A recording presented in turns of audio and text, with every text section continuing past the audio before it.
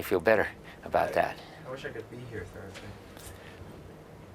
Thursday. You have to get the website from Genevieve, and then you can listen in.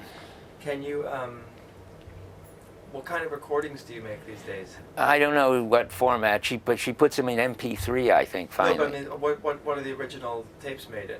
They're not tapes, of course. They're this little kind of Mini digital. disc. No, not even. Things have passed that by. They're a little thing that's called a digital voice recorder, which records them on a chip, flash chip Oh, or really? something. And yeah. who's in charge of that? I am, in the sense that when Are there different levels of quality you can put it on? no, it's all, and it's not very high quality. It's not, huh? Okay. Well, I'm not sure, really. Somewhere it lost its quality. I think it's the way Genevieve processed no, but the MP3 it probably loses. It probably is pretty good when it starts. Yeah, I bet. But you lose it, just like with pictures, to get a smaller file. Right. You just throw out a lot of the So quality. maybe you could save the big file You for ca- me. We'll have to talk to Genevieve about that. I don't see why not. Put it on a CD. It probably would fit on a CD. Yeah, okay. Of each Without lecture. compressing it. Of each that way lecture. Maybe I could use some of it. Yes. Yeah. Okay, remind me of this, because I certainly will forget it while I'm thinking about these Okay. other things. All right, so I'm ready for you to start talking. Hold on.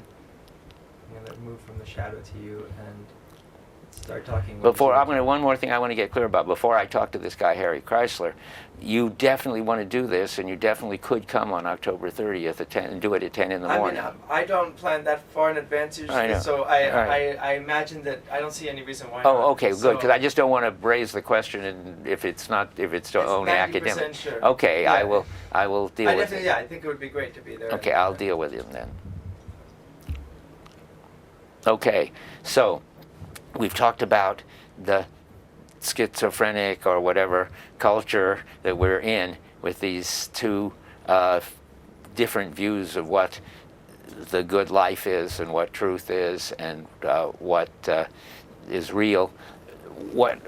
How do you manage to live in that? Well, Kierkegaard, who is the one who set up this distinction between the two traditions that sort of all existentialists anyway follow and believe, had also a solution which nobody else has. And his solution is that there is a way to do justice to the Greeks, but in the end sort of trumpet with this Judeo-Christian move.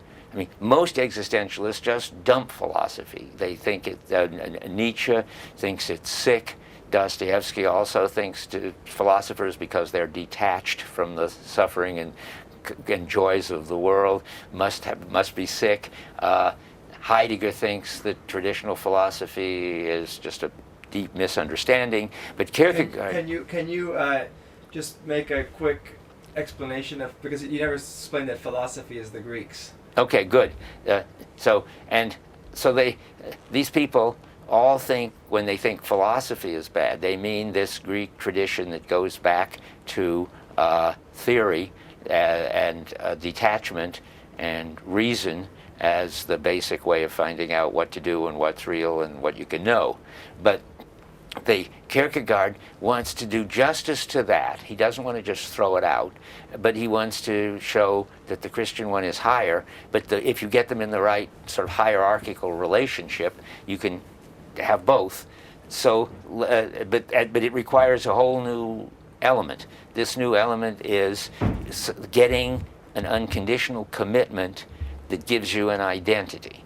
That's the great discovery of the Christian tradition, according to Kierkegaard. No other tradition has understood that you can be, what we sometimes say, reborn, getting a new identity, the way the disciples all got new names, and Saul became Paul. They became different people. And how did they become different people?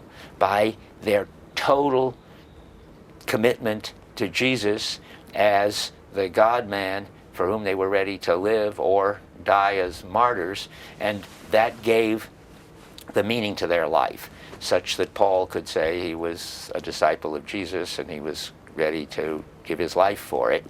And I can bring it up to date more, the way Kierkegaard does, by the next thing was, after they discovered that you could have an unconditional commitment to a particular person, but this person had to be God, then it got generalized by the people who in Italy in around 1200, who were the what were they? What's the name of them? Hold on, can you move? Yeah, I know the sun is moving, so that it's, which is it Try doing? to move that way. Okay, like that. Yeah. Yeah, I could see the sun getting in my eyes. Okay, now, now let me see. What are these people called? Ah, nuts. They're the ones who invented knights and ladies. The troubadours? Yes.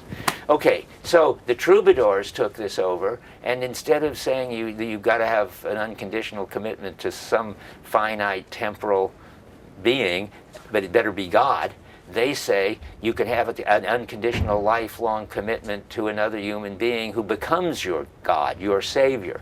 So the knights have their lady as their savior, and Dante writes his whole poem, The Divine Comedy, in which Beatrice is the whole meaning of his life. All his poetry is dedicated to Beatrice. Everything he does is in the name of Beatrice. So what does this mean?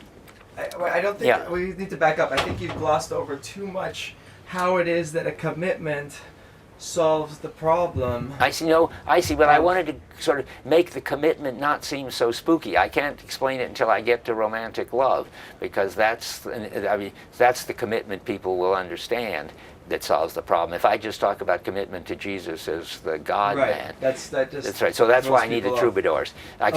So the troubadours invent romantic love and put in the place of the God man whoever it is who is your defining commitment. So you can say you're the lover of Beatrice, or now you could say you're the lover of Mary or John or whatever. That is, we've got this notion of romantic love through this coming from the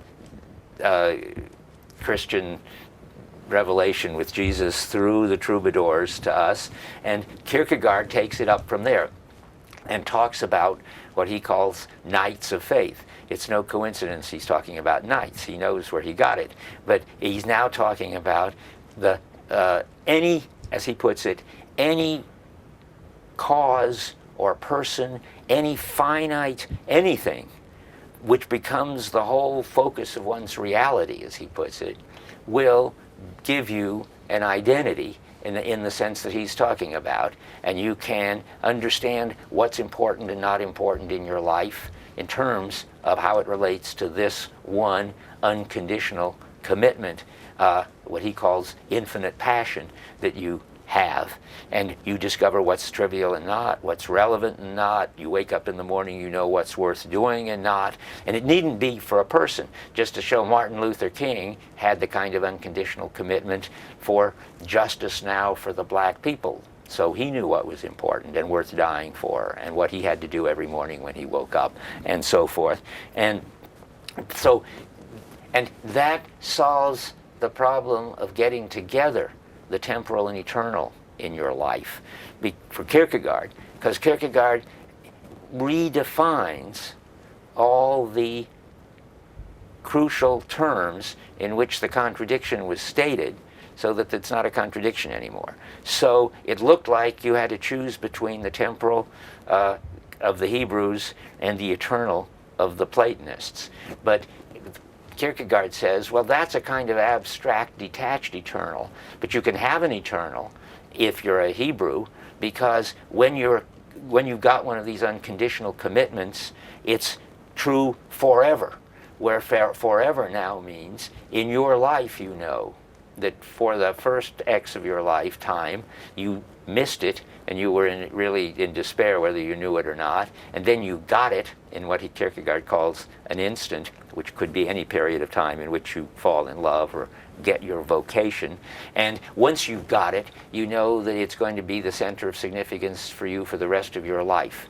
And if you lost it, your life would just become completely meaningless, and you'd be in grief and despair. So you've got what he calls eternity in time. And he says eternity of the kind that we can have is only possible in time.